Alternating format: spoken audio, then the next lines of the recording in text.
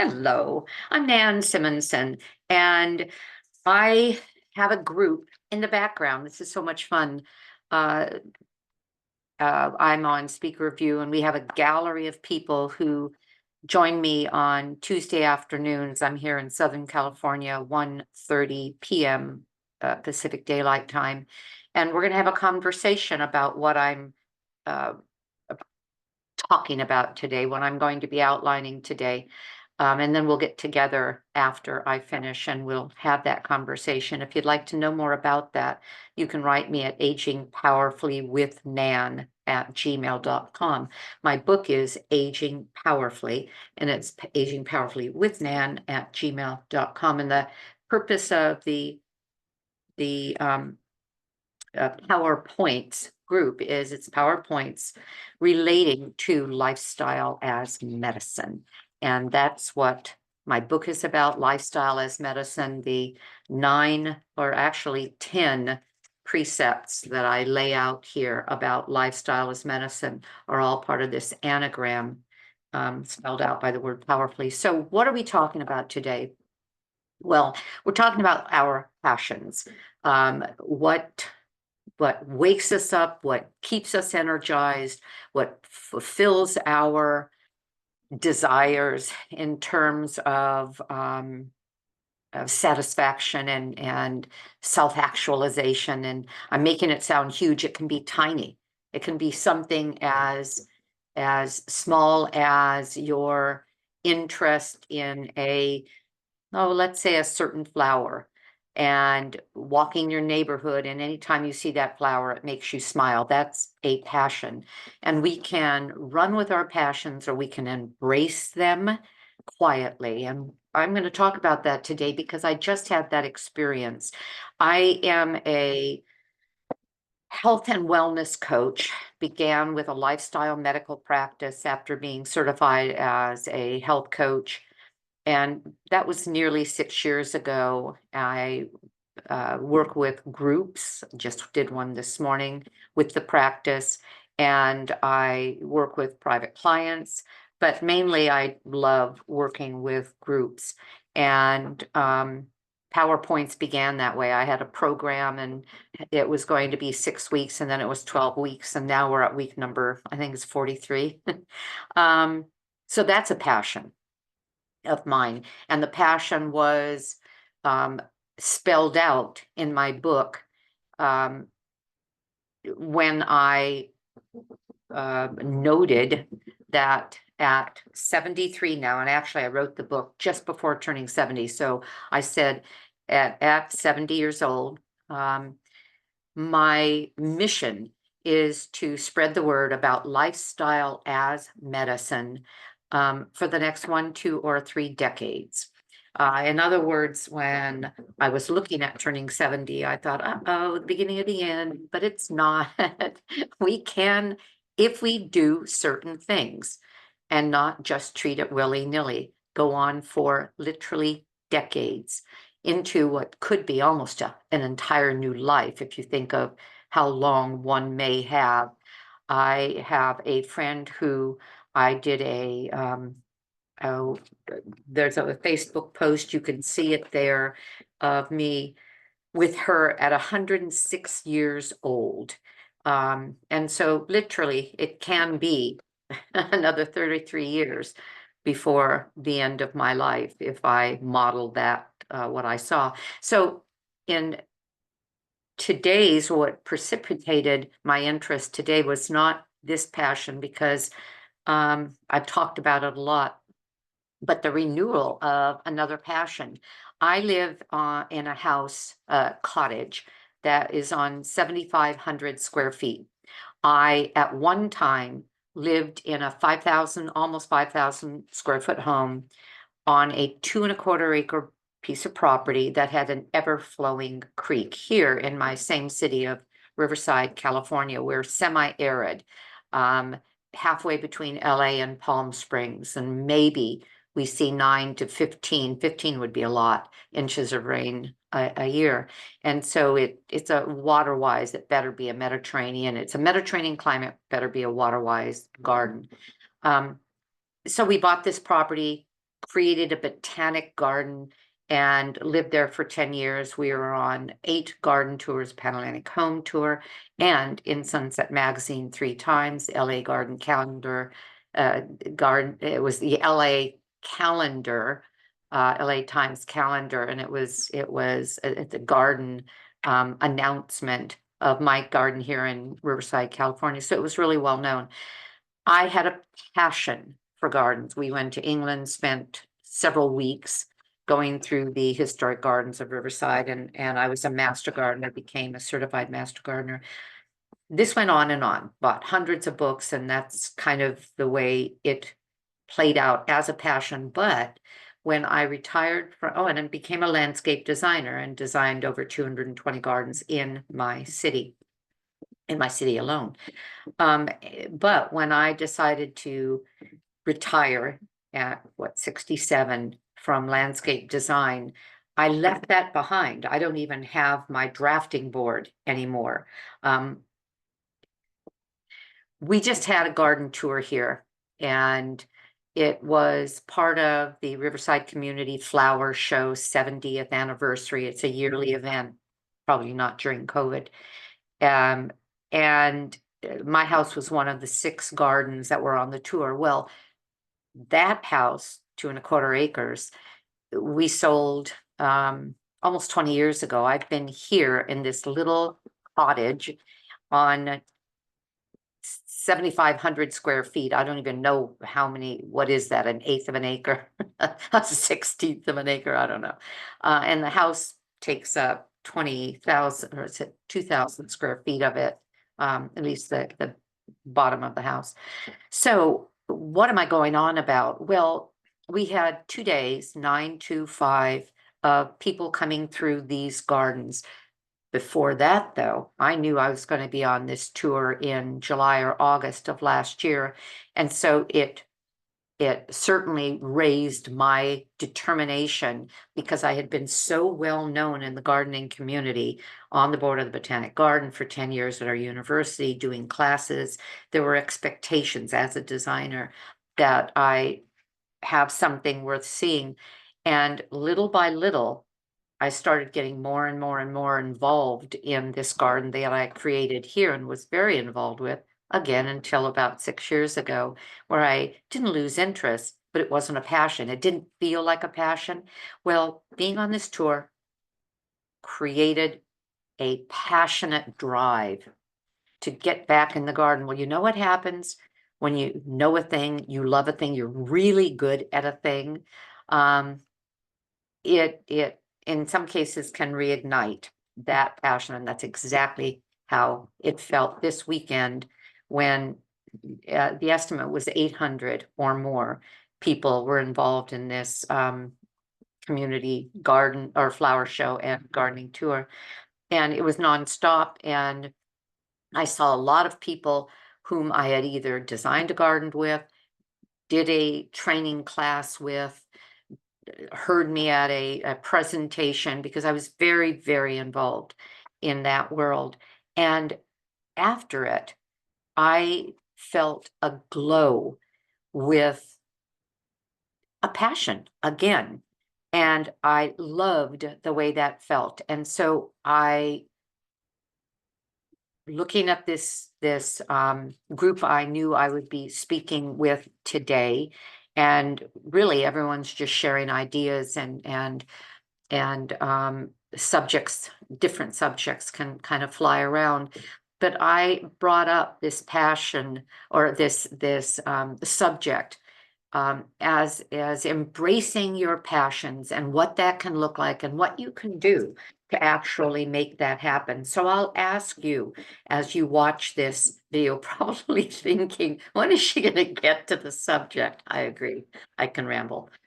And that is, how can you best embrace your passions? What do you have, you as an individual, you to whom I'm speaking? What do you have in you that when you light upon some thoughts or feelings on that subject, kind of lights you up inside? It could be writing poetry. It could be doodling. My brothers who have the artistic gene, I don't. I have an artistic gene in design sense, but not in actual graphic sense. Just used to doodle from the time they were little kids. And one went to work with Hanna-Barbera and did cartoons. And well, the other one took it into music with a couple of graduate degrees in oh, I don't know what it was, orchestration and maybe composition. And actually his work of orchestration is in many of the movies that we see, including Men in Black and Pirates of the Caribbean. But I don't have any of that, but I have a different kind of passion. They have that passion. What passion do you have? And you may have to kind of think hard about it, or just going to hit you instantly. And have you embraced that? And if not, could you? Yeah, you could. So I'm going to give you some thoughts on, I'll give you 10, let's say pointers to perhaps reignite or to perhaps strengthen, or let's say utilize the passion that you may have to your best good. Because when we have, and I discovered this again, having experienced this, and that's why I'm so lit up. When we can identify our passions, when we can experience them on a regular basis, it can boost happiness and fulfillment and make us feel, oh, well, kind of reborn emotionally. So let's take it away. The first thing is to consider goals as it relates to uncovering and perhaps putting in the forefront a passion. Identify what that passion is, set specific and achievable goals to bring about an expression of that passion. I know for whole food plant-based, I did a number of things to be able to get, well, for one thing, writing the book, but another was just seeing people and talking to them, and then becoming more formalized with that by actually having groups and dates for those groups and all of that. For the gardening, it was holding classes.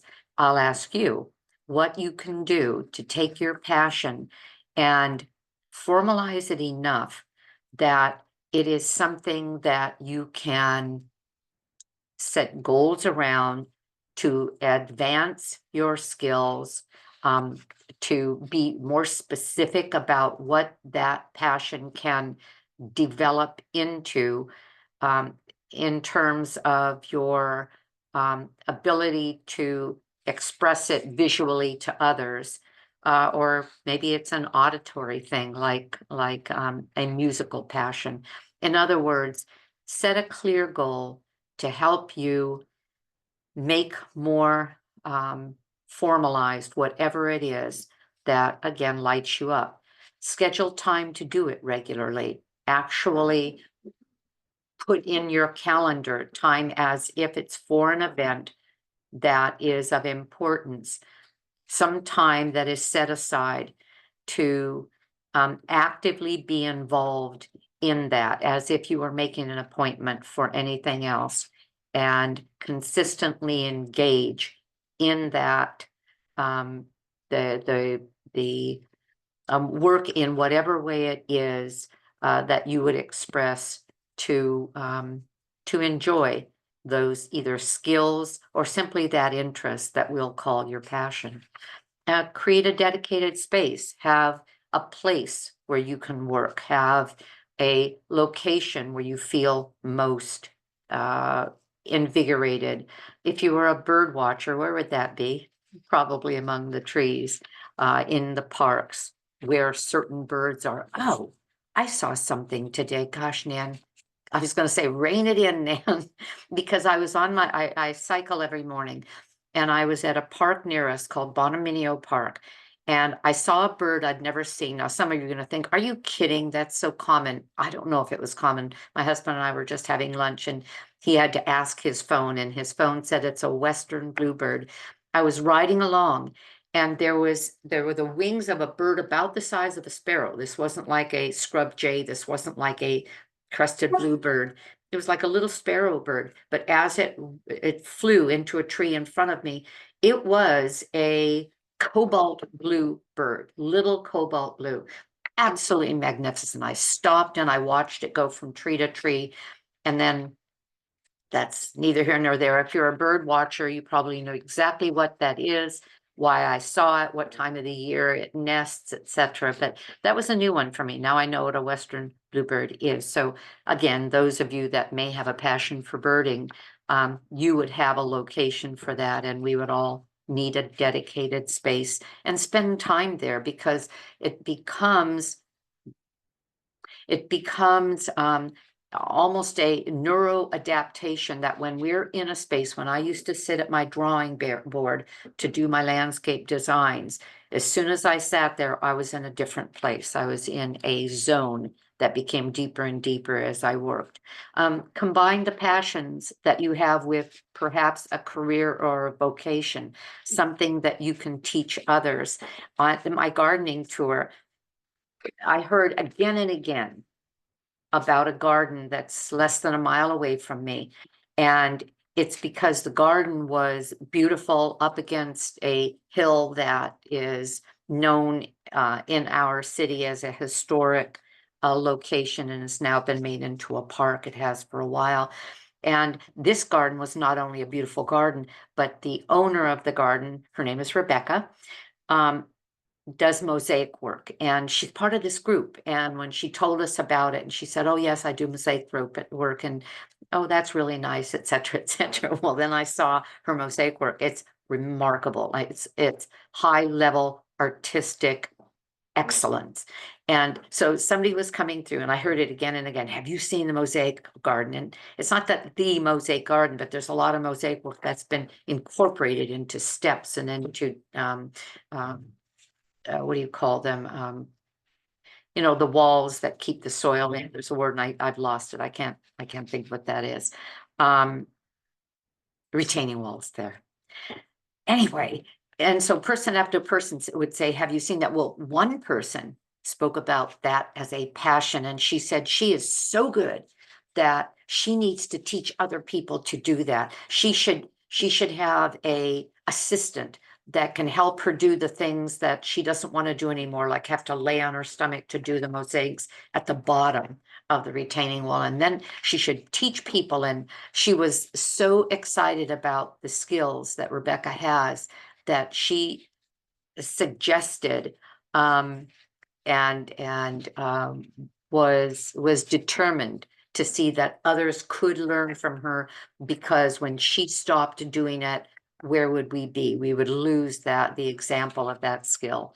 So combine the passion with a career. She does some art shows now, because people really want her materials or her creations, and you just can't give things like that away, or you'd have lines around not the block, but the city. Join communities of like-minded people, because when we're with others who do what we do, it's exciting, it's interesting, we learn, they learn, and we can embrace each other with the same kind of knowledge. And so the conversations can get interesting and deep. Teach others, share the knowledge and enthusiasm and the passion to help others be able to do the same thing. Again, creating workshops, things like that. Number 7, stay informed and inspired by regularly consuming, and that's what I do. I consume books and podcasts and videos and magazines related to your passion. It keeps you informed, but it also keeps that enthusiasm alive and focused.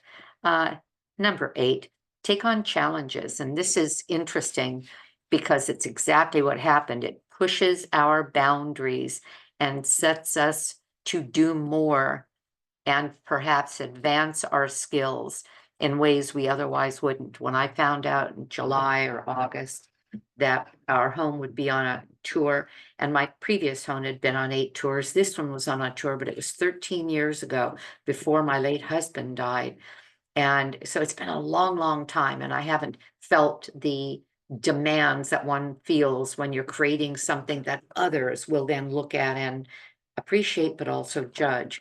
It was the best thing I ever did because it pushed me. And there were times I said, I am so sorry I said yes. I wish I hadn't said yes. This is too stressful. Yeah. And yet now I can say I'm really glad I did it. And will I do it next year or the year? Well, you don't do it year after year, but I don't know, maybe not. We'll see. And 9, reflect and adapt. Regularly reflect on how engaged you are with your passion and how it's affecting your life. Look at what it's doing for you, and be open to adapting or approaching it in other ways or perhaps even other interests. And then number 10, balance it with other responsibilities. In other words, ensure that our pursuits of and our passions are balanced with our other responsibilities so that we can maintain healthy equilibrium between various aspects of our life and everything fitting into harmony.